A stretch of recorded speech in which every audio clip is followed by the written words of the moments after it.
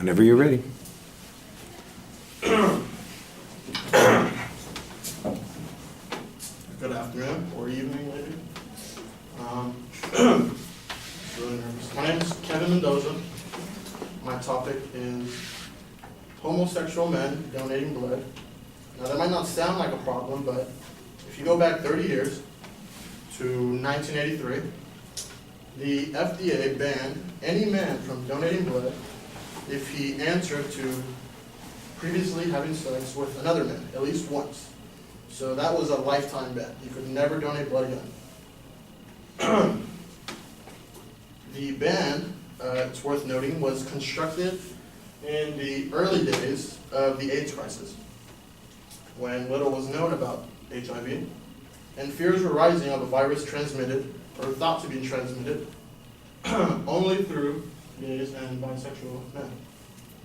Now, my main claim is that the prohibition of homosexual blood by the FDA continues to have a negative effect on the domestic blood supply. So the FDA is the Food and Drug Administration, and by negative effect, I mean that it obstructs healthy blood that could potentially be used for patients in need from being provided. The Red Cross recently reported a critical blood shortage, and not just blood, but platelets, donor lists, and tissues. So pretty much, Red Cross blood products are being distributed to hospitals faster than donations are coming in, so obviously there's a shortage. The FDA recently ruled in 2016 to reduce this previously lifetime ban for over 30 years to just a year of deferment if a man admits that he has had sex with another man.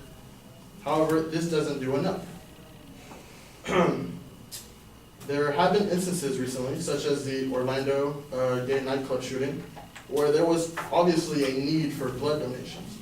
However, fellow friends, loved ones, and even spouses of victims were not allowed to give blood. If the FDA considered alternative deferral options for gay men donating blood, then the nation's blood supply would increase. The current laws only exist due to fears and a lack of scientific evidence to support otherwise, because all donated blood is required by the FDA to be tested for infectious diseases, which include HIV, before any transfusion.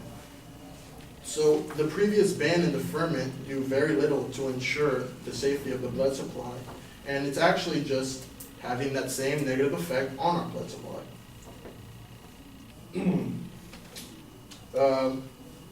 Individual risk assessment could help gay men donate blood while keeping up to the standards of the FDA as well. Now, there have been studies to see how much this would help if we actually did this, and lifting the current ban on gay men donating blood could have increased the nation's annual blood supply by 4%, according to a 2014 research brief that was published by the Williams Institute. So currently, only about 1 in 2 million blood donations might carry and transmit HIV if given to a patient, and that's coming from the National Heart, Lung, and Blood Institute. But it has been estimated that a complete lifting of the ban could add more than 360,000 new blood donors each year. So each year, once the ban is lifted, that's 1 million in 3 years. And it could increase the blood supply by 615 pounds every year, which is enough to help 6,000 car accident victims. Thank you.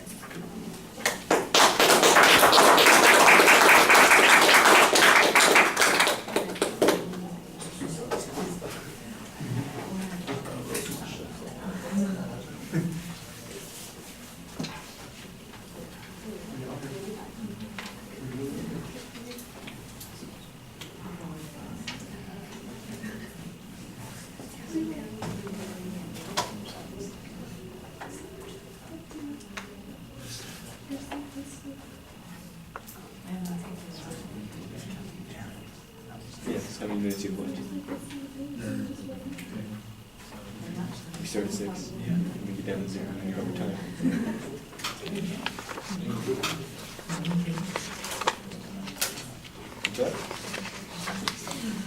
Did you have a final draft copy Oh, for yeah. me?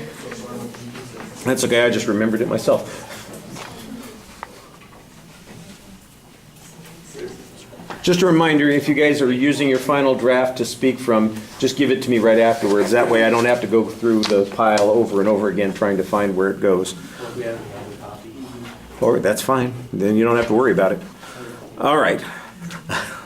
All right, Kevin, I thought that you did a nice job starting off the speech, identifying the subject and giving us a very clear propositional statement. That's the last thing on organization that worked well because there's no preview. The secondary points are not very clearly labeled, and so I'm not exactly sure how the information is being developed and that it all fits together building well. On the other hand, I think that you've got excellent information in your presentation. You've done a very good job identifying what the need is, and you found some data that suggests what the difference in terms of blood supply would be. I think that that's pretty important. You've got an interesting example that builds a little empathy when you talk about the folks at the shooting in Florida who were unable to participate in the process of helping save their family members or their friends, for instance, because of the preclusion. The issue that I think is a little bit problematic is the FDA has got a 1-year deferment, which is, as I understand it, suggests that once people they want to donate blood, they're put on a list and we have to have a year. I don't know if they do some kind of testing or something in that year, and then as long as everything's clear after that, they can donate. And you're saying, well, that's too long. So, well, if we haven't had any donations for 30 plus years, and now everybody can donate after us simply waiting an additional year, why is that too long a deferment? I think that needs to be explained a little bit more.